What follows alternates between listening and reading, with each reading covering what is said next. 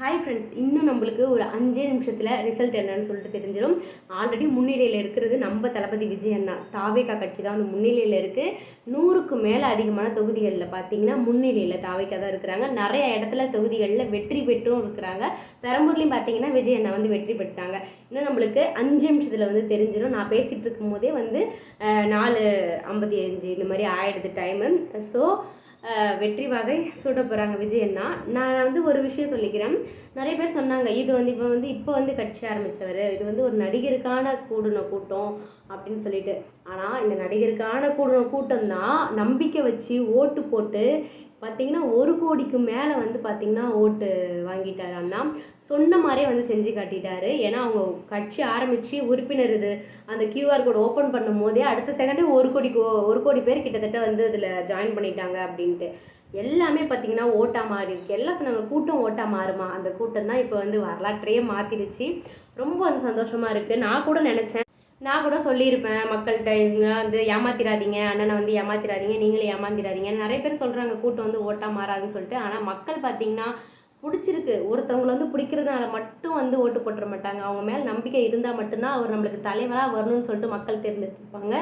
அந்த மாதிரி மக்கள் வந்து நல்லா சிந்திச்சு தான் அவங்களுக்கான தலைவரை வந்து தேர்ந்தெடுத்துட்டு இருக்கிறாங்க. ஓகேங்களா? ஏன்னா எவ்வளோ பார்த்தீங்களா, வரலாறு காணாத அளவில் வந்து வாக்கு சதவீதத்தையே வாங்கிடுச்சு. இதுக்கு காரணமே யாருன்னா விஜய் அண்ணா தான். அதையே நிறைய பேர் போக விடாமல் பண்ணிட்டீங்க அவங்க ஊழல்லாம் வச்சு. அதுவும் இல்லாமல் இந்த எலெக்ஷன் வந்து ஓட்டன்னைக்கே நிறைய ட்ரை பண்ணியிருந்தாங்க.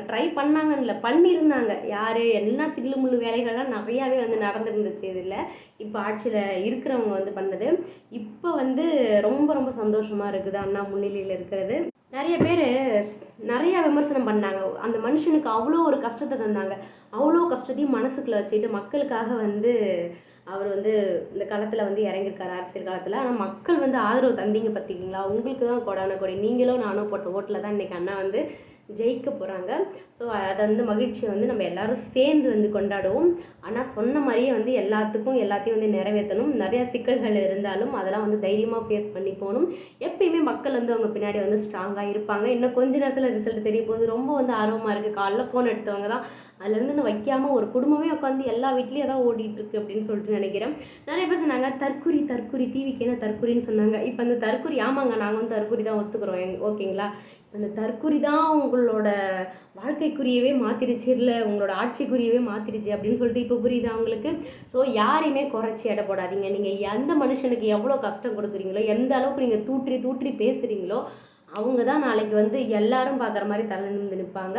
வெற்றி நிச்சயம். இன்னும் கொஞ்சம் நேரத்தில் ரிசல்ட் வரும்போது காத்திருந்து பார்ப்போம். வெற்றி